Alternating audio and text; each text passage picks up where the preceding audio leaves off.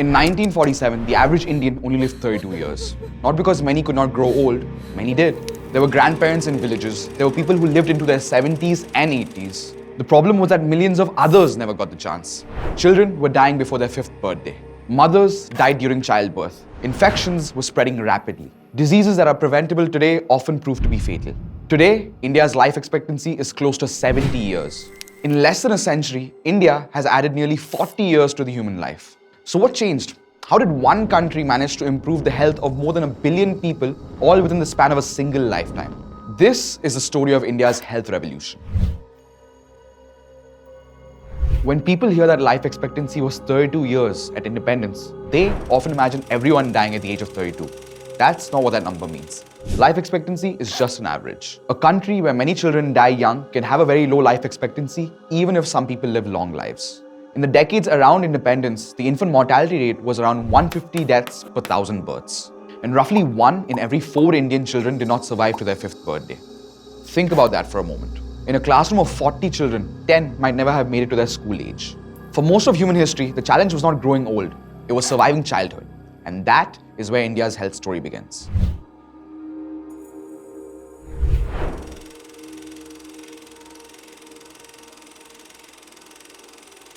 At independence, India inherited a healthcare system that reached only a small fraction of its population. Most Indians lived in villages. Healthcare facilities were virtually non-existent, safe drinking water was scarce, and sanitation was dismal. Diseases such as malaria, cholera, tuberculosis, smallpox, and polio were affecting millions every year. Healthcare was not simply a medical challenge. It was a challenge of poverty, nutrition, infrastructure, education, and access. Yet over the decades that followed, India began building systems that slowly made survival more likely.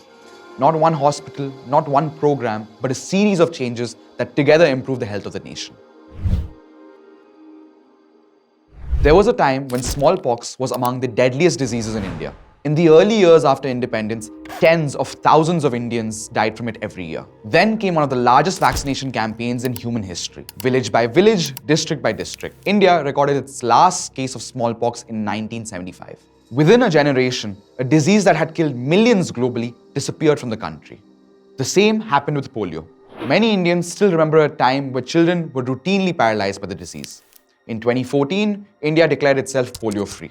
For millions of children, survival was no longer a matter of luck. Many of history's deadliest diseases are not caused by a lack of medicine. They are caused by unsafe water. Cholera, typhoid, severe diarrhea. Over time, access to clean drinking water improved. Sanitation expanded. Public health campaigns reached communities across the country. Deaths from waterborne diseases fell dramatically. Sometimes the most powerful medical intervention is not a medicine at all. Sometimes it is a glass of clean drinking water. In 1947, India's infant mortality rate was estimated to be around 150 deaths per every 1,000 live births. Today, that number is around 28. Maternal mortality tells a similar story. In 1947, more than 800 women died for every 100,000 births. Today, that number has fallen down to around 100. Now, how did this happen? Part of the answer lies in something surprisingly simple: making sure that mothers and babies were seen before a crisis occurred. Pregnant women began receiving regular antenatal checkups. High-risk pregnancies could be identified earlier. Many women gained access to iron and folic acid supplements, reducing complications caused by severe anemia. Routine monitoring helped health workers identify danger signs before they became emergencies. And millions of children who once might not have survived infancy began entering adulthood. Sometimes increasing life expectancy is not about helping people live longer. It's about helping them survive long enough to grow old. Health does not begin in hospitals. It begins with whether people have enough to eat and whether what they eat nourishes them. In the decades after independence, food security was one of India's greatest challenges. The country faced repeated food shortages and depended heavily on imports to feed its population. Then came the Green Revolution. Agricultural production increased dramatically. India moved from worrying about widespread food shortages to then becoming one of the world's largest producers of food grains. But producing food was only part of the challenge. The next question was how to ensure it reached people. Public distribution systems expanded access to subsidized food to millions of vulnerable families. In 1975, India launched the Integrated Child Development Services, or the ICDS, one of the world's largest early childhood development programs. It focused on the health, nutrition, and development of young children while also supporting pregnant and lactating mothers. School meal programs helped bring back children into the classrooms while also improving nutrition at the same time. Nutrition programs for mothers and young children expanded through anganwadis and community-based initiatives. But the work remains unfinished. India still carries one of the world's largest burdens of malnutrition. Millions of children still remain stunted, underweight, or anemic. Yet compared to the years immediately after independence, millions more children today have a chance of growing, living, and leading healthy lives. The fifth chapter is perhaps the least visible, yet foundational. All programs are piped through this massive infrastructure. The frontline health worker.